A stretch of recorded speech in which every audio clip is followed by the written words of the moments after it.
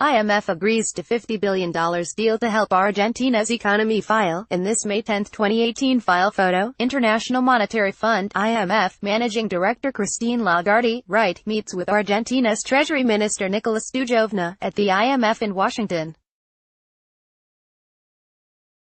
Argentina and the IMF have agreed on a $50 billion standby deal aimed at strengthening the South American country's economy, announced on Thursday, June 7, 2018.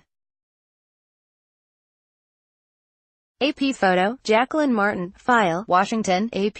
Argentina and the International Monetary Fund agreed Thursday on a three-year $50 billion standby financing deal aimed at strengthening the South American country's economy and helping it fight inflation. The IMF said the staff-level agreement will be subject to approval by the international body's executive board, which will consider Argentina's economic plan in the coming days.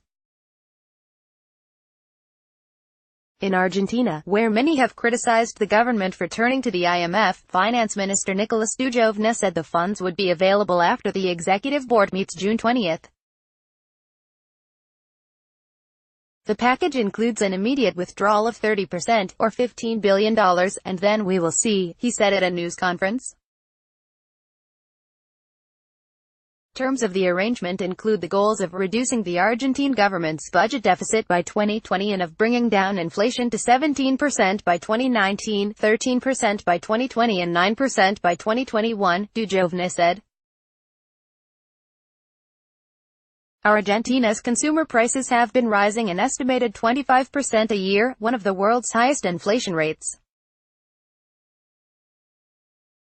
I am pleased that we can contribute to this effort by providing our financial support, which will bolster market confidence, allowing the Argentine authorities time to address a range of long-standing vulnerabilities, said Christine Lagarde, the IMF's managing director. President Mauricio Macri announced in May that his government was seeking a financing deal with the IMF following a sharp devaluation of Argentina's currency and a tough global economic outlook. That decision rekindled bad memories for Argentines who blame the IMF's austerity policies then for the country's worst economic crisis in 2001, when 1 out of every 5 Argentines were jobless and millions were thrown into poverty. Thousands have joined in protests against Macri's move to get IMF financing as well as his government's belt-tightening measures, including the elimination of subsidies for utility rates. Critics of the deal asked how the government will meet deficit reduction goals without making cuts to social assistance, subsidies and employment. The goals of the agreement with the IMF will mean thousands of layoffs, a lower budget for health and education, belt-tightening for the retired and labor reform. In short, a series of measures against the people, said leftist lawmaker Nicolas Delcano. IMF officials said Argentine authorities have pledged to maintain a floor under social assistance spending during the 3-year duration of the program. Macri said the deal is needed to avoid another economic implosion. The financing arrangement is a very important starting point, he told reporters several hours before the deal was announced. Macri, a conservative who took office in 2015, has said the IMF money will allow Argentina to avoid another economic implosion and promises the deal will not harm the estimated 1/3 of Argentines who are poor.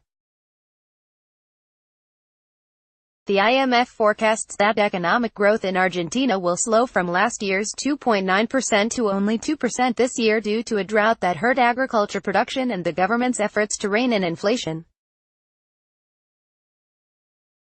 Associated Press writer Deborah Ray in Buenos Aires, Argentina, contributed to this report. Luis Alonso Lugo on Twitter, http://www.twitter.com/LuisAlonsoLugo. Copyright 2018 The Associated Press. All rights reserved. This material may not be published, broadcast, written or redistributed.